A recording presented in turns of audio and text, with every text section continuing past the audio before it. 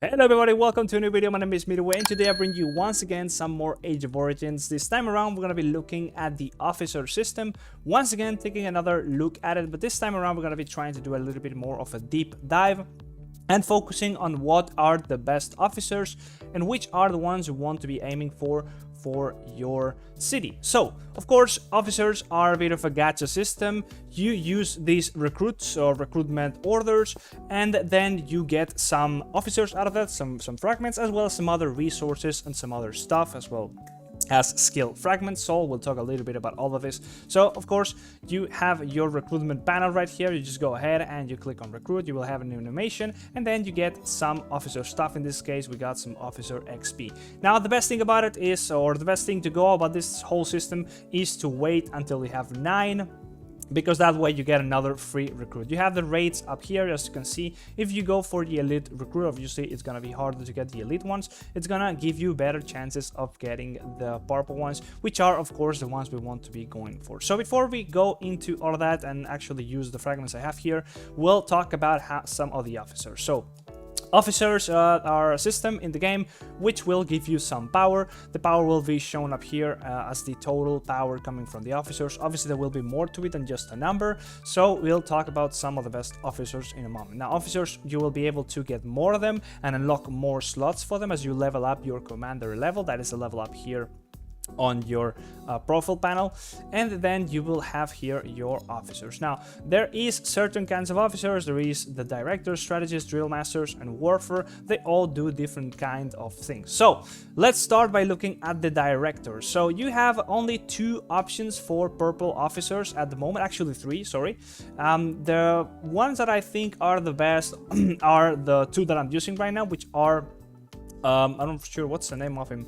I cannot really see the name of him, but yeah, I guess you can go here and go on officers and you can see the name of them as well as a little bit better of a panel. There you go. So this is Doc Gray and he will be giving us some research speed. Let me just go ahead to the other panel because it's easier to see it. You don't really need to know the name, but this is the doctor one and he will be giving you a lot of research speed. Obviously this is very important, very useful, and you will always be trying to get more stuff out of the academy, so that's why you want to have more research speed. Pretty nice, pretty handy.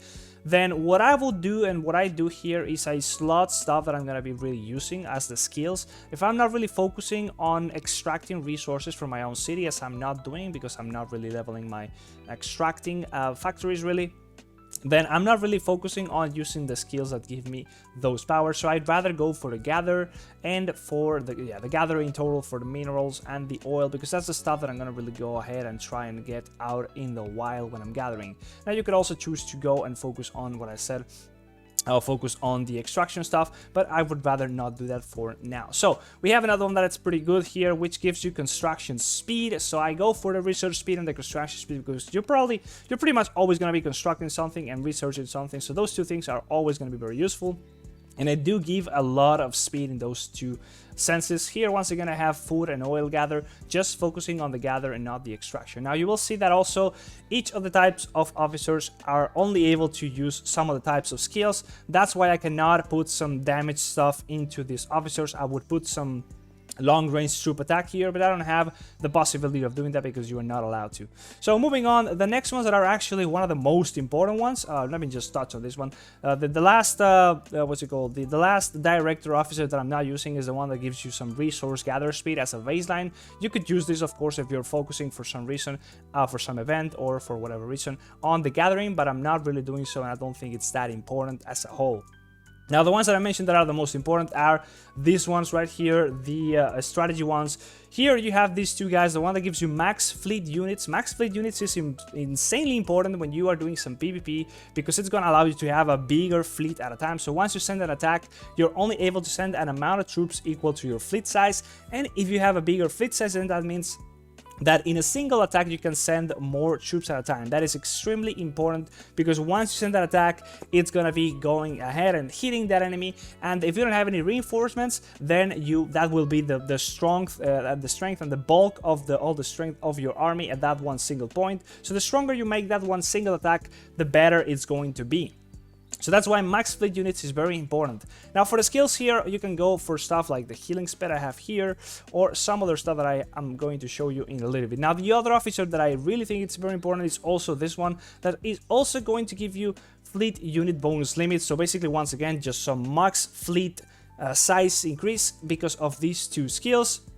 And in cross-nation battles, it's increased by 1.5 times. So basically, if you're participating in an event with which is cross-nation, then like Void Wars, for example, you will be able to even get a bigger fleet size increase out of this power. Now, let's touch on the skills after that in a moment, and then you will also have some other options here which will increase your recruitment speed. Also pretty nice, but it's not as important, I would say, as your fleet size. Your fleet size will be very, very important for the PvP action, and you can just switch on to this one. For example, once you're not fighting, you're just recruiting, you're just farming, you can switch to this one. But if I was going to focus on other officers, I would focus on the two that I mentioned early, and then this one could be like a third option that you can switch into when you feel like it. And this one will also give you max wounded, which is also pretty nice, but in the case of trying to win a battle, you would rather focus on the strength of your army rather on the wounded side of things. If you're attacking and you want to be minimizing the losses and you know you're going to be winning no matter what, then you can use this officer, because the max wounded will definitely reduce losses. But if you're winning anyways, then I don't think it's that important to be using this officer. I think the max fleet size is going to be much more important in determining if you're going to be winning a battle or not. Now, moving on to the Duel Masters, at this point, most of these are going to just give you some sort of battle power, more damage, or just some form of more power when it comes to attacking. So in this case, you have this one, which gives you an ability that will increase the attack of your troops by a bunch. So that's pretty nice. As you can see, I don't have any other purple officer options because there's just no others. So that's why I just use all the 4 purple officers. Here we will have another one which gives you, for the first 20 seconds, you will have more attacks in all your troops. This one will give you an ability that will cast an EMP pulse wave, reducing all the enemy troops HP for the first 20 seconds. Pretty strong, pretty good.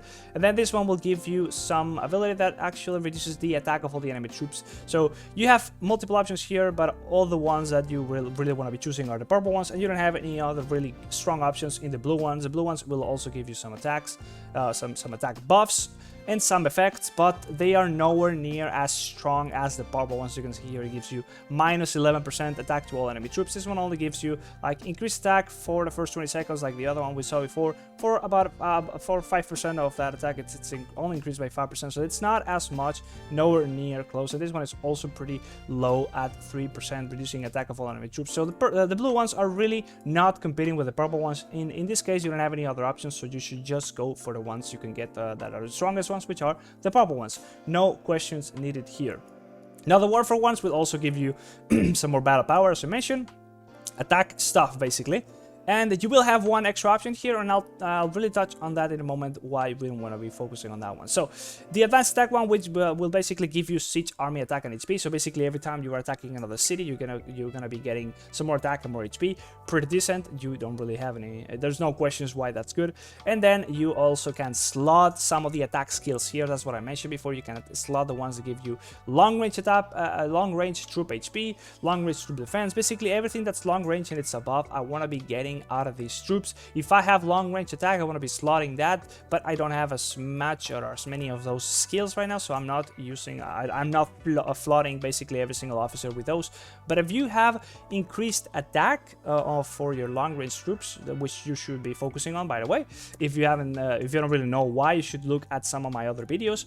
Those are probably the best troops you can get because they are in the back lane and they don't die as often, so therefore they have more time to do the damage before the enemy gets to them. So yeah, you want to be buffing your long range troops if you're going for a long range troop focused army basically. And this one also gives you some damage dealt to all troops, just flat damage, pretty good. I have no skills on this one because I don't have enough stars yet. Then I have another one which gives some defense and HP. Again, some more buffs to my long range here.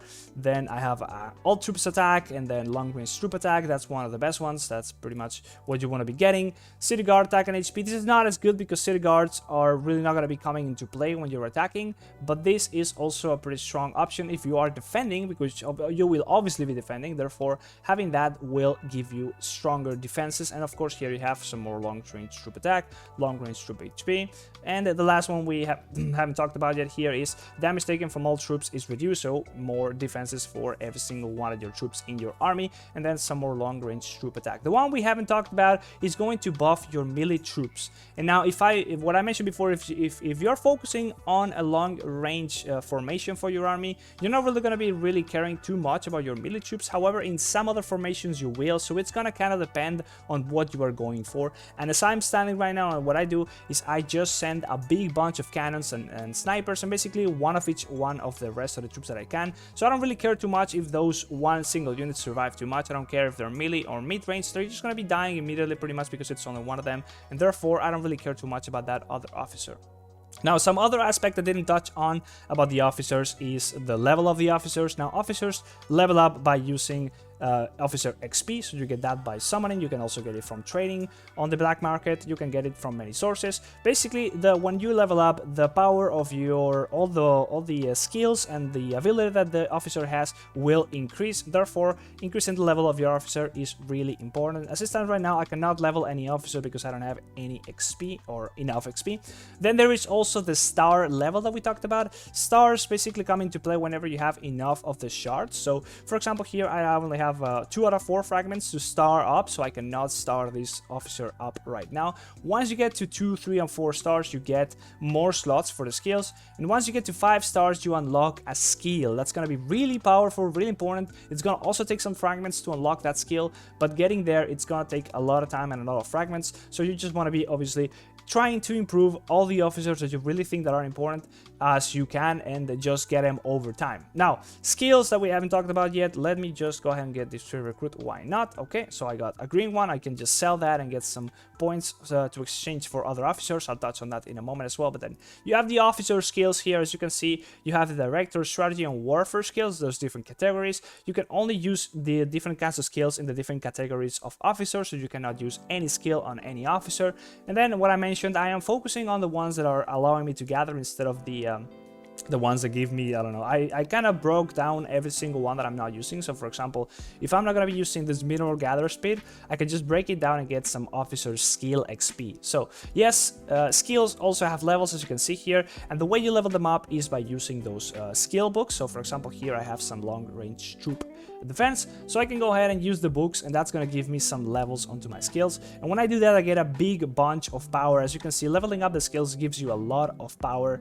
It doesn't give you leveling up the officer doesn't give you as much, but it also strengthens the skills that it has and the abilities, so you also want to be doing that. You basically want to be upgrading everything, but what I said is I focus on everything that's long range. As you can see, everything that I have on my warfare skills on all my officers are for long range. You can also choose to focus on other stuff, but I personally focus on long range, and I am just going to be breaking down every one of the other ones because I don't really care too much about them right now, and I'd rather have the XP to do what I'm doing right now, which is level up the skills as I just did. Once again, get more power. Now, how do you get skills? Is you get the fragments, and once you have 10 fragments of whatever skill, you're able to fuse the fragments into the actual skill. So you don't actually get the skill once you get the fragments. You need to get 10 fragments and then you fuse it, and then it's gonna appear on the skill tabs, and here you can actually choose to break it down, or you can choose to slot it into an officer if you have a slot onto that one officer.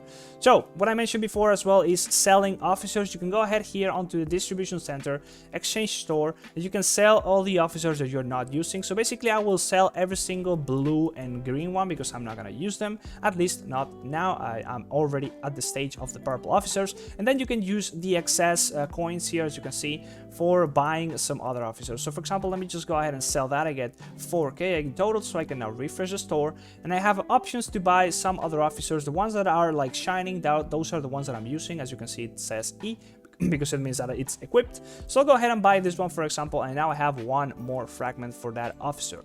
Now let's go ahead and just roll some of the good old gadgets. So let me just recruit this real quick. I'll just spam this, and as you can see, you can get 1 fragment, you might get 8, you might get a lot of XP, you might get some shards for the skills, you might get the skill all the way. I'm not sure if you can get the skill straight away, but yeah, you can just keep doing this if you're obviously gonna be purchasing some of these fragments and get some good stuff. I'll just do this real quick, and you will will obviously get fragments from the ones that you're using, fragments for the ones you're not using. You will get every single type of fragment, and you can just go ahead and keep them all if you want, or you can sell the ones you're not using. I would rather keep all the shards for the bubble ones because you might want to be using some of them at some point. So as you can see, I spent all of them, and now I'll have some options to start up some of the officers. For example, this one, I can start it up once again and unlock another slot. So I made it 4 stars in total. That's pretty good. And now I have 1 extra slot, so I can choose to put some skill in here. So as I mentioned before, I am focusing on, for example, load boost. That means that when you attack somebody, you will be able to get more stuff out of their resources